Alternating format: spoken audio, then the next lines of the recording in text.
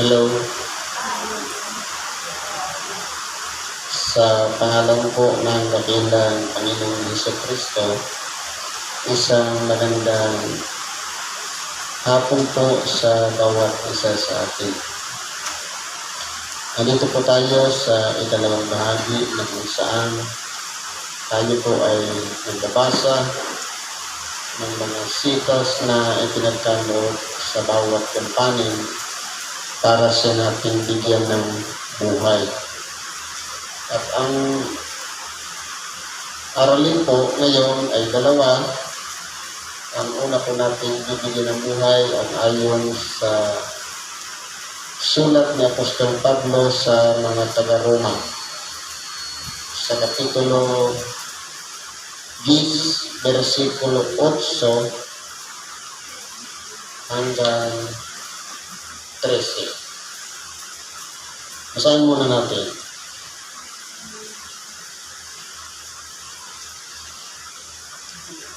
Ito po ay sinulat ni Apostol Pablo hindi lang para sa mga taga-Roma, kundi sakop na rin tayo dito na pag-aaralan natin ito. Ano ba ang magiging kaugnayan nito sa ating mga nandirito sa book na ito? Ang sabi po ay ganito: datapwat, ano ang sinasabi nito? Ang salita ay malapit sa iyo, sa iyong bibig, at sa iyong puso sa makatuwid bagay ang salita ng pananampalataya na aming ipinangangarap. Ibig kong sabihin dito, bagamat po mayroong mga sinugo para ipangaral ang salita ng Diyos. At nandiyan naman tayo sa upuan na kung saan binigyan natin ang oras o pagpapahalaga na hindi masayang na mapakinggan natin ang salita ng Diyos na tinatalakay dito sa unahan. Bilang tagapakinig, anumang bagay na ating tinanggap ng ating mga kaingan at ating pinagnilay-nilayan, kapag iyan po ay nagkaroon ng ugat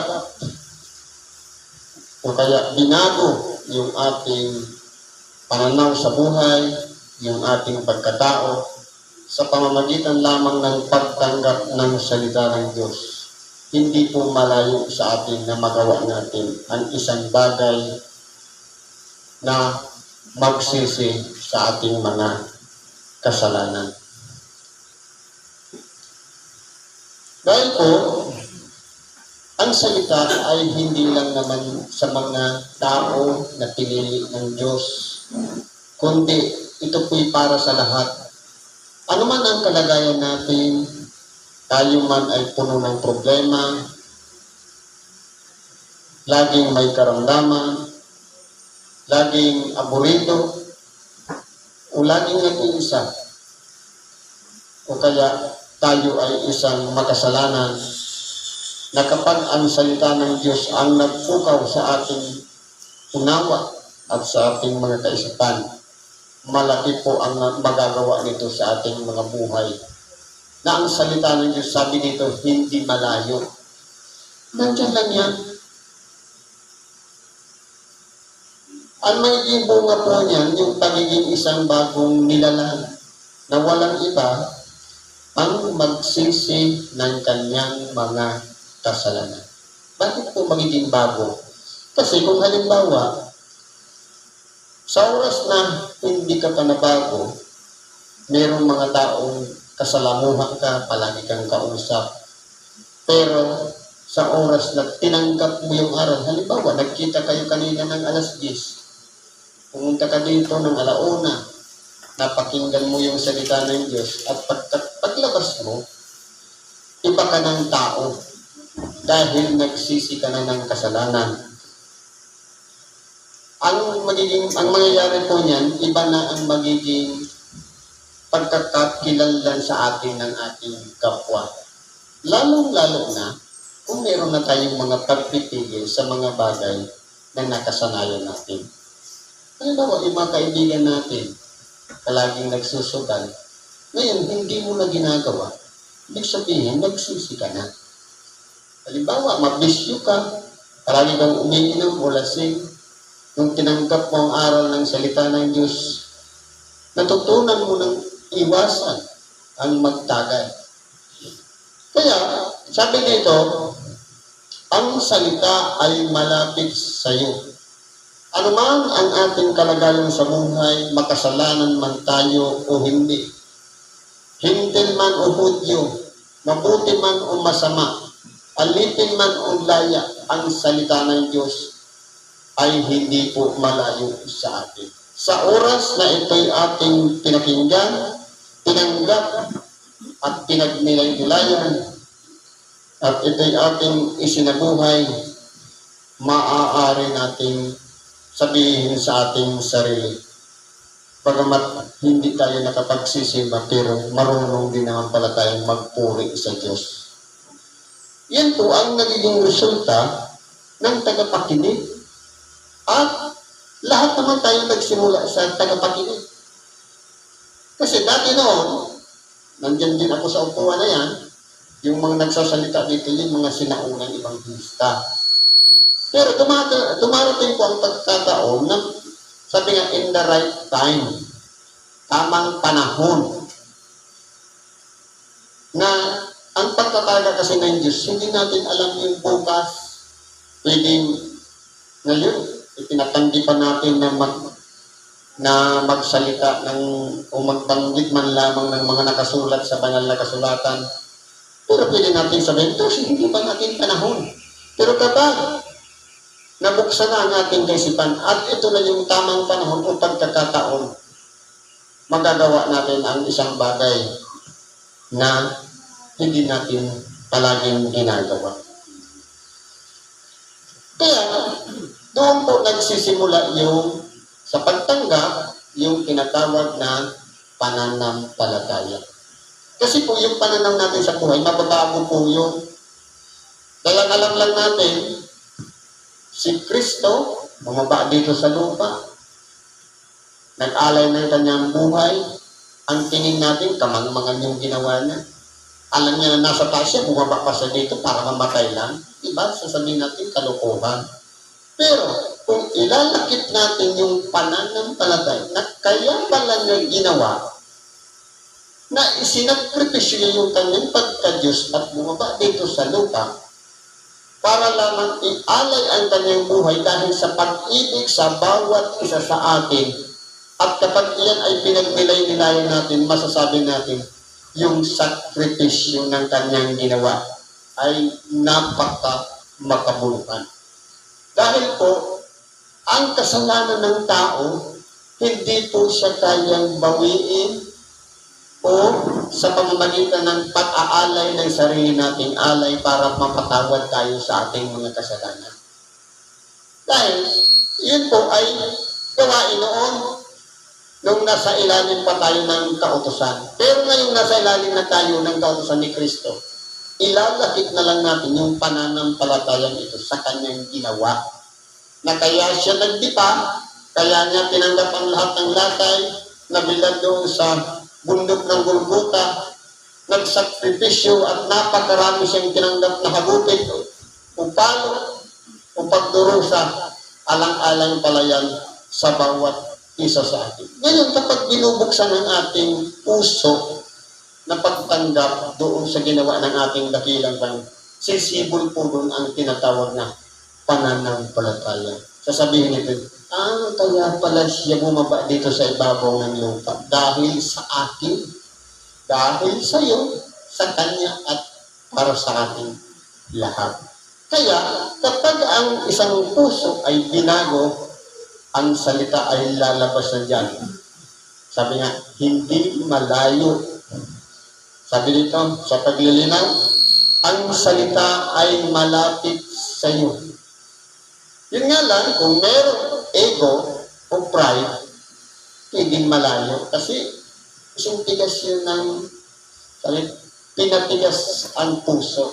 Pero sabi nga, Kung marinig ikanan ninyo ang kanyang tinig, huwag ninyong papagmatigasin ang inyong mga puso.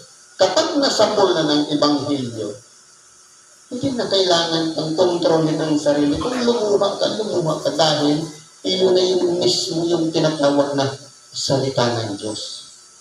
Dahil ang sabi sa Hebreo, ang salita ng Diyos ay buhay, banal, at mabisa kaysa alinmang tabat na may dalawang talim.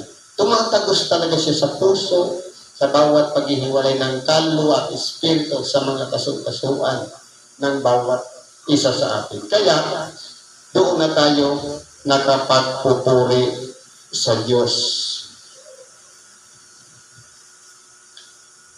Sapagkat kung ipahayag mo ng iyong bibig si Jesus na Panginoon at sasampalataya ka sa iyong puso na binuhay siyang mag-uli ng Diyos sa mga patay, ay maliligtas ka. Ito na po yung pinag-uusapan natin, kaligtasan. Kung pag-aaralan natin, napakaraming tinatawag na kaligtasan. Halimbawa, nanalangin ka ngayon o kaninang umaga, paggising natin, na hindi tayo mapahamak sa buong maghapon hanggang sa makauwi. Isa na yun sa tinatawag na kaligtasan. Pero, ano po ba ang sinasabi dito ni Apostol Pablo na kaligtasan?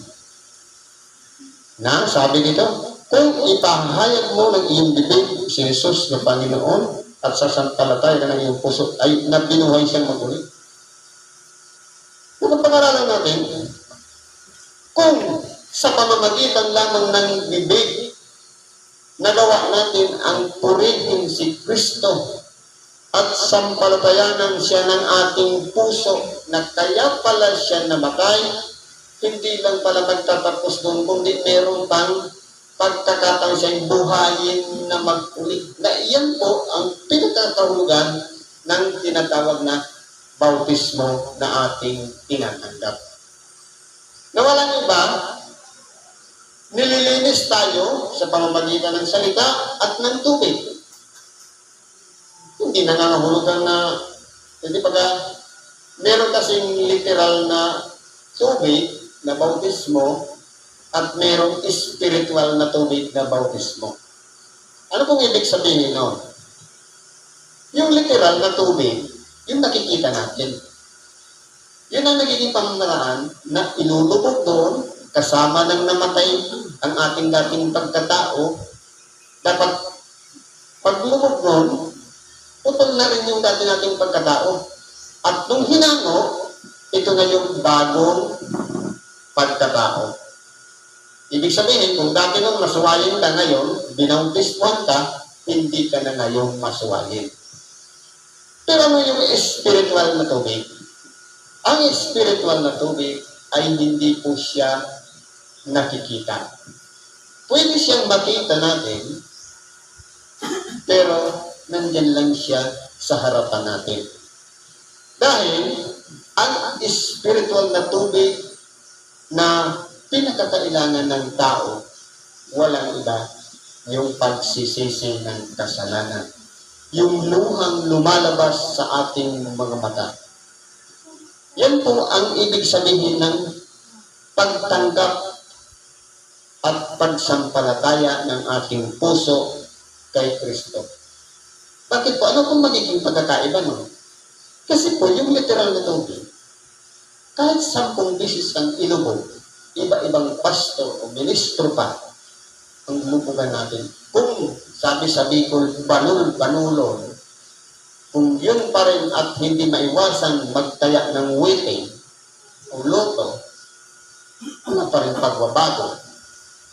Unlike doon sa lumuha talaga at nagsisi at tagtandaan niya ng kanyang sarili, ng kanyang nag-iisang kaluluwa na hindi niya papasukin ang mga bagay na masama. Dahil po, kaluluwa mismo ang nakasalalay dito, yung inihanda ng Diyos na kaligtasan sa bawat isa sa atin. Dahil babaguhin niya po yung puso. Kung ano yung nandito na, Kung halimbawa, nalinis na, mawawala na din yung mga latay ng mga dati nating pagkatao. Sabi nga, sapagkat sa kasaganaan ng kanyang puso ay nagsasalita ang kanyang bibig. Sabi sa yung malilit na Bible, kung ang bibig, siyang laman ng bibig. Ngayon, makikilala na tayo sa pamamagitan ng mga salitang binibitawan natin. Kung iyan ba ay destructive o constructive na mga bagay na lumalabas sa ating mga dila. Halimbawa, kung iyan ay panira sa kapwa, destructive yun. Pero kung halimbawa, pagpapatibay na, kumbaga, mahina pa yung pundasyon, papalakasin pa lalo ng pag nagsasalita tayo parang nakakahikayat na mas lalo pa natin pag-ibayuhin ang ating ginagawa. Yun na yung mga constructive. Ngayon, ang kaligtasan dito, yung nag-iisa nating kaluluwa, isi-secure natin. Halos parehas lang yan dun sa palagi kong sinasambit, insurance.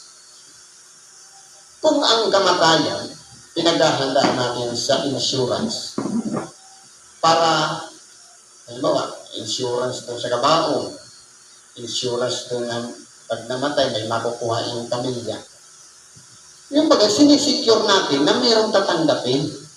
Dito naman, isisecure natin yung nag-iisang kaluluwa na sa buong panahon na pinag-ingatan natin at nabuhay tayo dito sa ibabaw ng lupa. Dapat hindi lang magtapos sa kamatayan hanggang simenteryo, kundi dapat ang kaligtasan na pag-aabangan natin yung pagbabangon na mag-uli sa mga patay. Dapat kasama tayo doon sa mga pinili ni Kristo na mapapasama doon sa kanyang kaluwalhatian at hindi doon sa pagdurusa.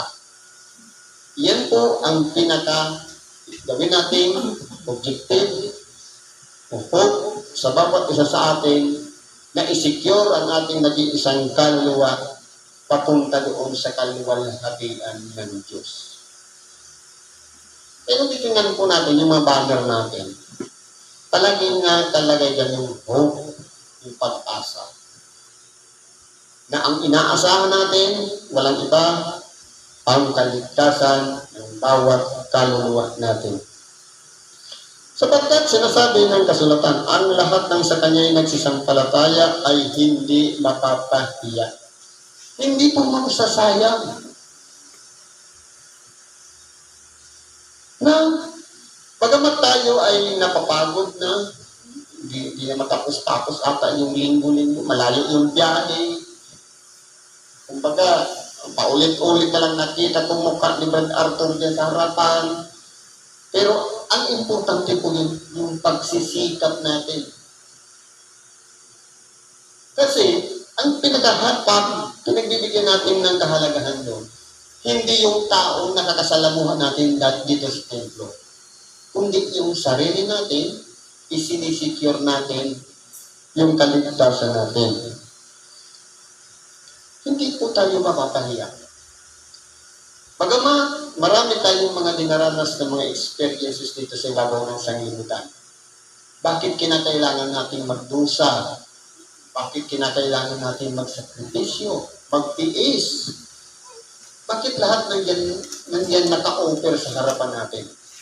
Kasi po, part po siya ng pamamaraan ng Diyos mula sa pakikinig ng Ebanghelyo hanggang sa pagiging perfection o pagiging ganap o perfecto.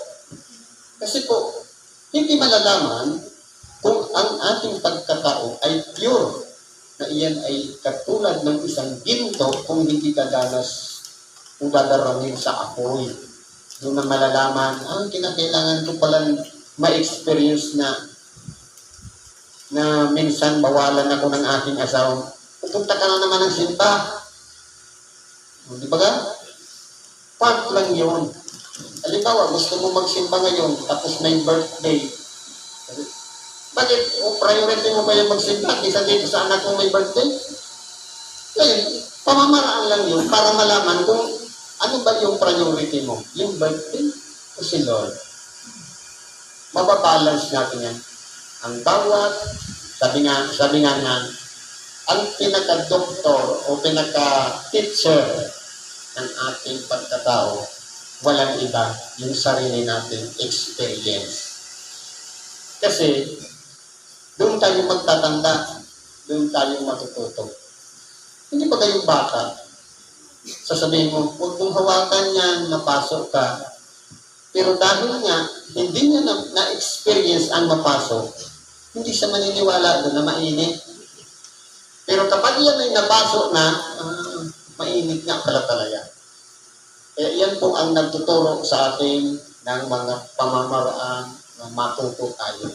Yung mga sarili-sarili natin karanasan. Kaya hindi po tayo pwedeng sabihin na pare-parehas. Kasi iba-iba ang karanasan natin. Mayroong isinilang, na sagana sa pagkain, mayroon namang salat. Mayroon namang nabibigay yung luho.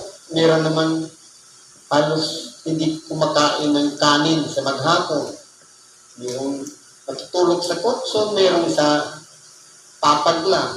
At minsan karton pa. Iba-iba ang karanasan natin. Pagpapanagpuin lang natin yan sa gitna na kung saan ang wala sa isa, mayroon sa isa. Kapag yan ay nagsishare ng kanilang mga experiences, matututo po ang bawat isa sa atin. Sabi dito, sapagkat walang pagkakaiba ang Hudyo at ang Griego, sapagkat ang Panginoon din ay siyang Panginoon ng lahat. At mayaman siya sa lahat ng sa kanya'y nagsisitawa. Ang ano po kasi, ang sinasabing Hudyo, ito yung lahat ng mga lahi ni Huda. Di ba yung mga Israelita? Pag sinabing Israelita, mga anak o mga saling lahi ni Israel o Jacob. Mga anak ni Jacob, mga inapo ni Jacob, lahat yan ang tawag yan Israelita. Ngayon, meron siyang 12 anak. Ang isa doon, si Huda. Lahat naman ng anak ni Huda ay mga Hudyo. Ang tanong nga niya, lahat ba ng Hudyo ay Israelita? Oo. Lahat ba ng Israelita ay Hudyo? Hindi. Bakit? Kasi may mga pinsan naman, yung mga Hudyo, na iba-iba naman ang tawag sa kanila. Halimbawa, ang kapatid ni Huda, si Levi, ang tawag naman ng lahi doon, mga Levita. Kaya, Levita, Hudyo, magkakaiba po sila. Pero, nagtutulong-tulong sila pagdating sa pangalan ng ating dakilang Panginoon. Sabi nito, yung Grego, ano naman yung Grego? Yung mga wala doon sa lugar ng Israel. Yung mga nasa labas. Parang hintil na rin ang tawag yun. Pero, sabi nito, walang pagkakaiba. Dahil, nung buksan ng tabing ng Diyos sa pamamagitan ng bagamat pigil na pigil pa nung si Simon Pedro, na kumbaga, ang pangangaral ng Ebanghelyo exclusive lang sa Israelita, pero anong nangyari? Nagkaroon ng pangitain si Simon Pedro. Mayroong isang kumot na bumababa, punong-puno ng mga hayop. Ang sabi sa kanya, sinabi ng tinig kay Pedro, magpatay ka at kumain. Anong sabi ni Pedro? Hindi ko gagawin sapagkat hindi pa nakatikim ang aking bibig ng anumang bagay na masama.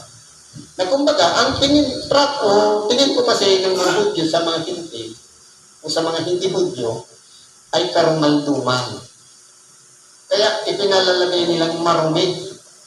Pero, nung buksan ng ating dakilang Panginoon, ang pangangaral ng Ebanghelyo sa labas ng Israel, kumalat na yun, hindi na po nagkaroon ng diferensya yung mga Hudyo sa mga Grego o sa mga Hintil.